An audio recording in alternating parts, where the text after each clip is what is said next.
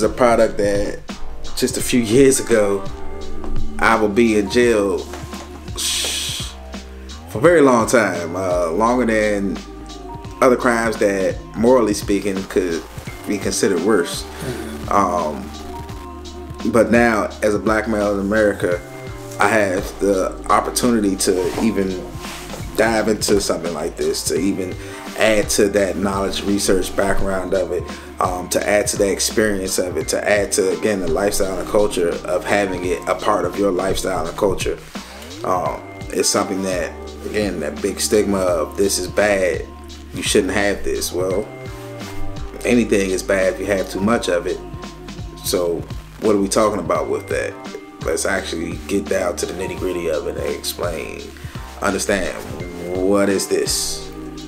If you have that curiosity, you have that clear mindset to seek that curiosity, well, here's a safe space and haven to get it. Okay. So, you're introducing a concept that we're seeing a lot of people explore, and there's a good chance there could be a TV show around what you're doing. How do you feel about the inaccessibility of black people to this space? Honestly, I truly feel it's just unfair. And I know life isn't supposed to be fair. I know that. I get it. Yeah. But I'm a big advocate for that change for the better in terms of that knowledge and understanding. So if having a better knowledge and understanding of this product, giving that insight, passing that information on how to properly use and dive into this product, if that can help future generations not have to worry about the stigma of, oh yeah, if you have marijuana or if you have cannabis with you, they need to arrest you, need to throw you on cars, you need to make us a stereotype you, single you out. If I can help avoid those things happening in the future or going forward in any form or fashion, make it easier for the next black man, I'm all for it, man. Because we have too many challenges in this world that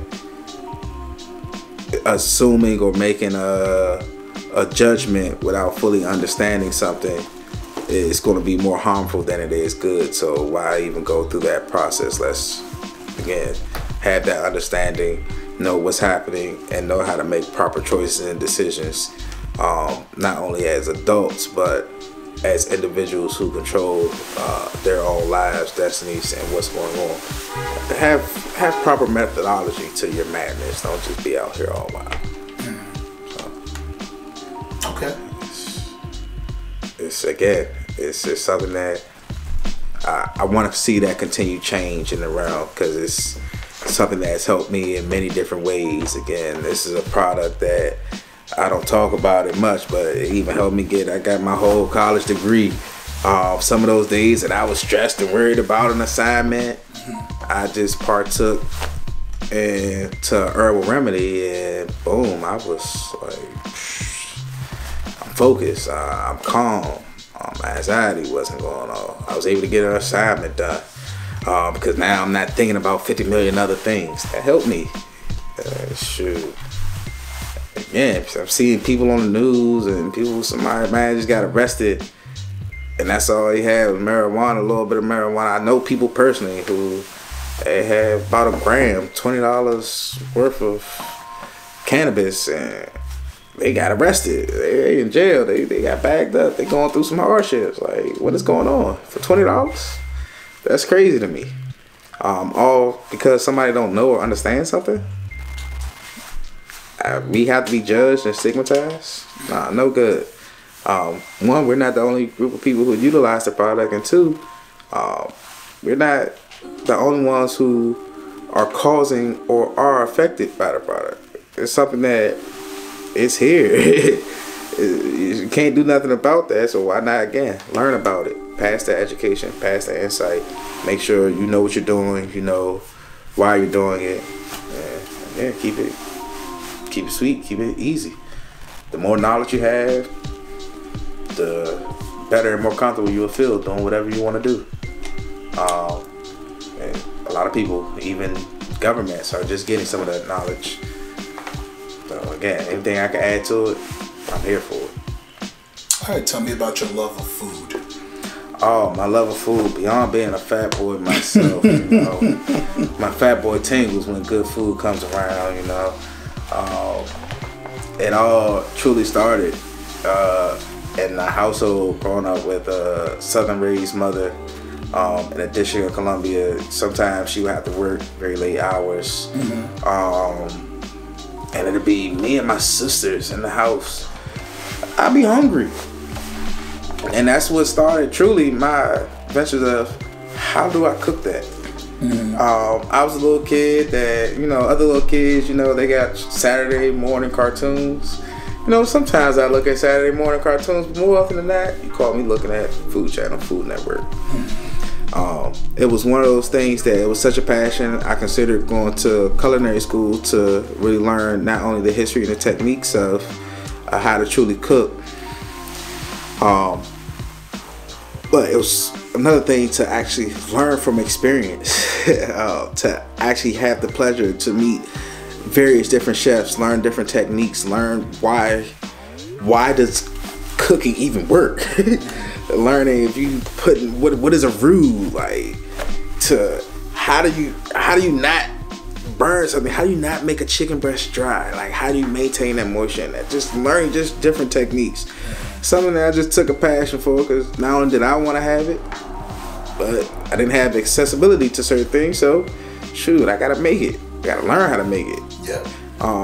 And truly with my background with that research and data, that's when I got my degree in, actually, information systems and operation management. I utilized that to learn how to cook anything that I would want to eat. From that, build a skill from a hobby that I didn't even think about for all my years. I never thought about having a selling thing or selling food or being a chef, to now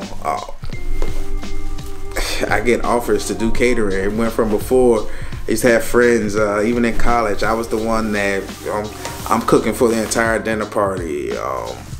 It's 20, 30 people in here. I gotta make a whole spread for all these folks, make multiple course meals at times. It's something that, again, I was doing for free. So why not turn that passion into that business? And again, incorporating the two passions that I do have, that cooking and blending different flavors, going through different experiences with the food, like that's invigorating with me. That excites me. Just to try something new, try something different, trying to recreate things. Like one of the challenges that I gave to myself just as a hobby is, hey, I can't smoke, I don't smoke all the time. How can I get this into this food that I like? I really like this food. It could be a bowl of ramen. I know how to make a bowl of ramen, and not just your pack of noodles that you heat up. Actually, an actual bowl of ramen. You're making your tonkatsu, your pork belly. You're getting all your veggies, getting them to that right spot, getting the seasonings right, getting the flavors right. And now I'm adding a flavor that is foreign to this product. Now I'm adding cannabis to it.